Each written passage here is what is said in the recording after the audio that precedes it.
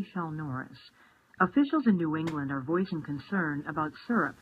Thanks to the low-carb diet fad, there's been a severe drop in maple syrup consumption around the country. My colleague Robert Siegel traveled to the Green Mountain State to look into the consequences of the slump. He found a rich tradition in decline.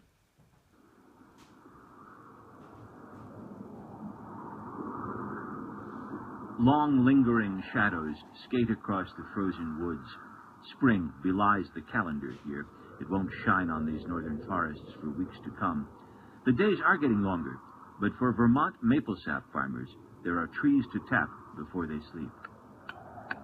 Even with demand for maple syrup at an all-time low, some farmers still release the sap that is built up over the winter. They're the prudent ones.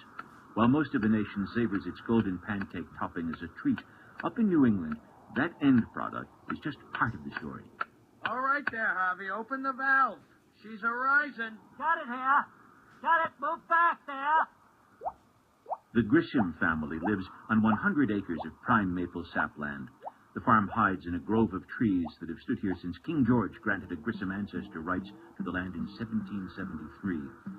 The family has been tapping trees and boiling sap into syrup ever since here in North Fretford.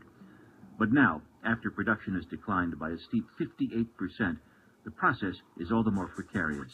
An untapped tree is a time bomb ready to go off. Oh, watch it. Be careful there.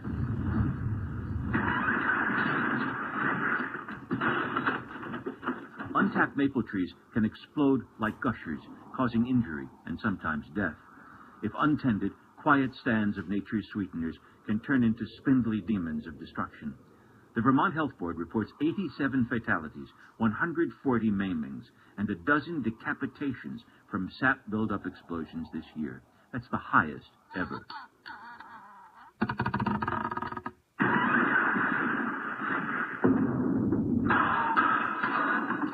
The force of the sap coming up is just too much for the tree. And as the pressure mounts, you get what we call an arbor explosion. In layman's terms, the tree blows up. Professor George Croft teaches arboreal thermodynamics at the University of Northeastern Central Vermont's southwestern campus. He says people these days discount the destructive power of an engorged maple, unlike earlier peoples of the area. The Indians, of course, knew what the maple trees did, and the Indians used to bleed them all the time, but they never passed that on to the Puritans, who were utterly surprised and sometimes badly hurt. The Puritans, when they finally figured out that they needed to bleed the trees, they found out that the sap, the maple syrup, was sweet and therefore sinful, which some theorists believe contributed to the decline of Puritanism in New England. The sweetness that millions have welcomed on the breakfast plate has turned here to a bitterness that pours sadness on the heart. Better back off a bit. Ernest Tilley stands about 4'6". His sandpaper chin hangs like an anchor below a set of sad eyes set deep in a round face. A man of few words and fewer intelligible ones, Tilley stands over a project that he'd rather not be working on. It's a simple wooden coffin made of maple planks. It's for his son Mackenzie, a quiet boy. He'd returned from college last month and was helping his father with chores, not realizing that the maples he had climbed as a child had reached and passed the tapping point.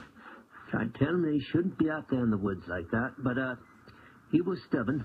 He was stubborn, and he also didn't know the potential of those trees. The deadly blast of a maple tree explosion can be heard for 20 miles away, they say. These hills are natural amplifiers, and that resonance, rich as a symphony written in splinters, has captured the imagination of folklorists.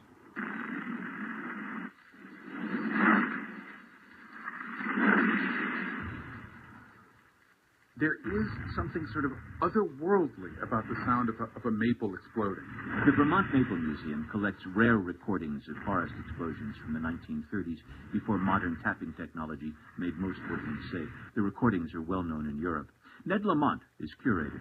Most of the recordings we have were actually collected by accident. There would be people who'd be out recording woodchucks or deer or moose, and while they were making the recording, they would hear that eerie and beautiful sound of a maple tree just bursting apart. It was really, it's something you have to hear to understand.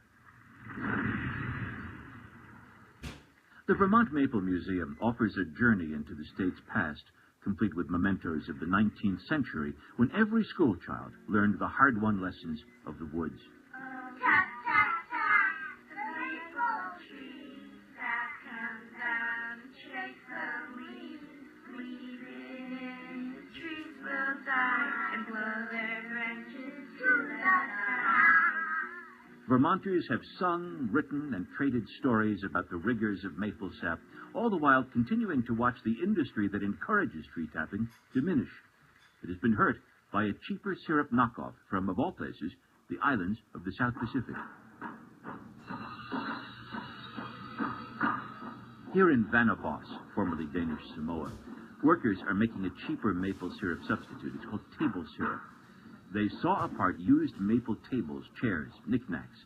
The expense of importing these pieces of furniture halfway around the world is more than made up for by abundant cheap labor, by the lack of unions, health care, government oversight.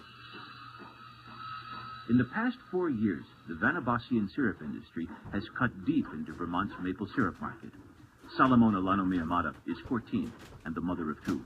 I am now taking the sawed-up maple tables and inserting the pieces into the big boiling vats you see here.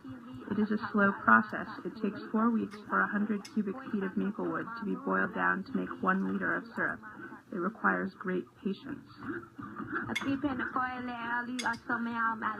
used to sit on the beach all day eating coconut and strumming a ukulele, but this is much better life for me. Salomona, back to work. And tell that actor doing your voice in English to get out of here. Please don't shove me. I will do as you say. Please, I mean no harm. I speak Samoan. I'm just doing my job. And so, only time will tell if the success of this remote Pacific Island rival to the Vermont maple syrup industry will wipe out the sugar houses of New England. Meanwhile, authorities are sifting through the shattered limbs and lives of the forests of the North, hoping, if at all possible, that time will tell.